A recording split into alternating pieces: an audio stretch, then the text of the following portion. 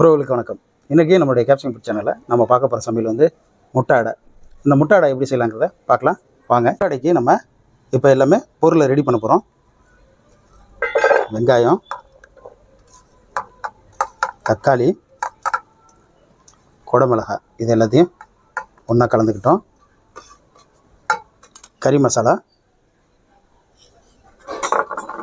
அடுத்தது மிளகாய்த்தூள்,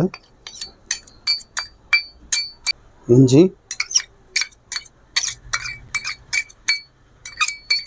அடுத்தது பூண்டு, உப்பு எல்லாத்தையும் நல்லா கலக்கிக்கணும். அடுத்தது பொட்டுக்கடலை மாவு, அடுத்தது முட்டையை நம்ம இதில் உடச்சி ஊற்றிக்கலாம். நல்லா கலந்து விட்டுங்க. எங்கேயுமே கட்டி பிடிக்காத அளவுக்கு தாராளமாக கலந்து விட்டுங்க. மாவு திக்காக இருக்கனால இன்னொரு முட்டையை போட்டுக்கிறோம். அதாவது மொத்தமாக பொருள் கொஞ்சம் கூடுதலாக போயிட்டு அதனால் 3 முட்டையை போட்டுக்கிட்டோம். எண்ணெய் கொஞ்சம் ஊற்றிருக்கோம். எண்ணெய் சூடாகட்டும். ஒரு கரண்டி இதில் போட போகிறோம். ரெடி ஆகிடுச்சு, எடுத்துடலாம்.